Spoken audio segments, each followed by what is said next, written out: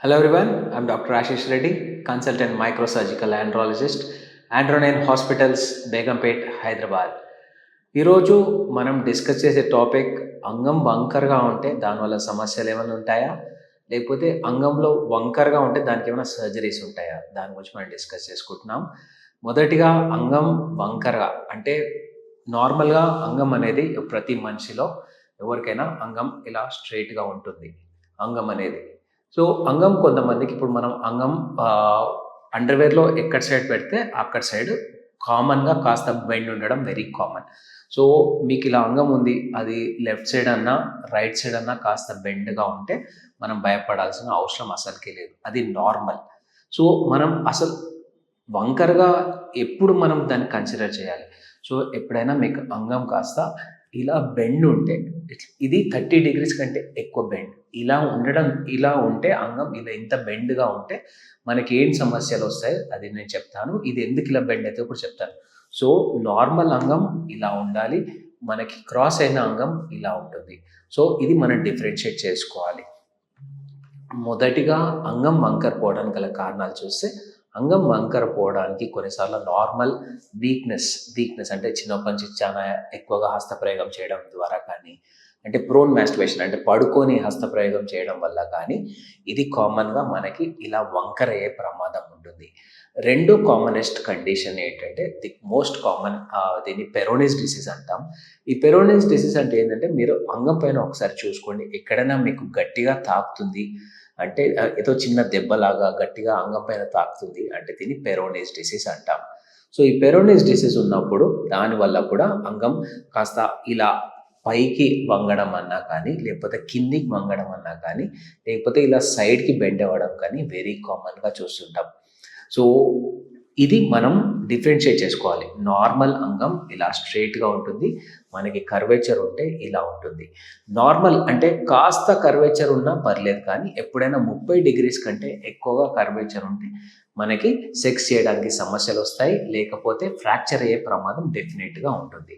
So, ఇవి 2 conditions. So, దీనికి treatments ఏంటి? ఎప్పుడైనా అంగం వంకరగా ఉంటే దానికి మేము దీంట్లో ఇప్పుడు మనం పెరోనిస్ డిసీజ్ అనుకున్నాం కదా! ఆ పెరోనిస్ డిసీజ్ ఉంటే మనం దాన్ని ఎలా ట్రీట్ చేయాలి? ఫస్ట్ మొదటిగా ఎక్కడైతే ఆ దెబ్బ ఉందో, ఆ దెబ్బని తీసేసి ఇలా బెండ్ అయితే ఇప్పుడు ఇలా బెండ్ అయిందనుకోండి. సో, ఇక్కడ నుంచి మనం కుట్లేసుకుంటా వస్తాం.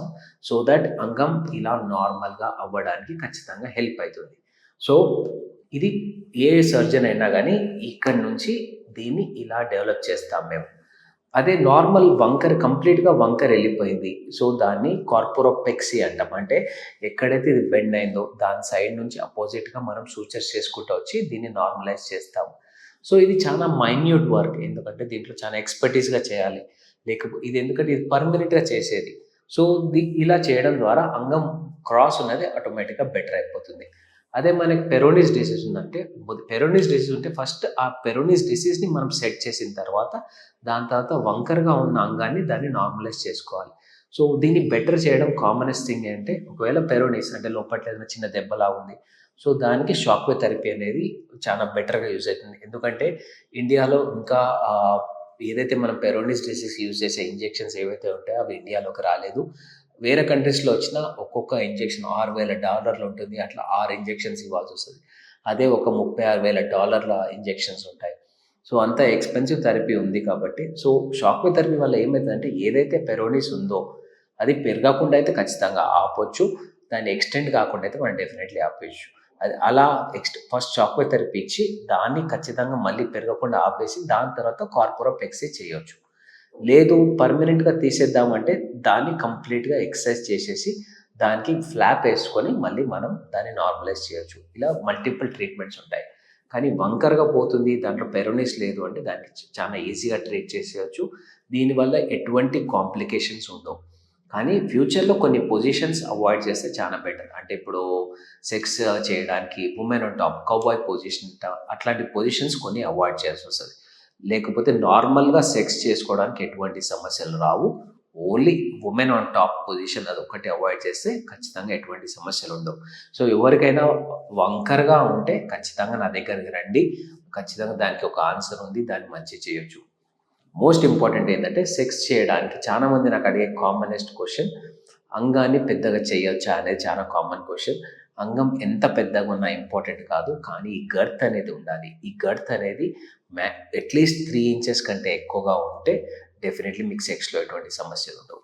ఫర్దర్‌గా ఏమైనా డౌట్స్ ఉంటే వచ్చి నన్ను కలవండి. Thank you so much.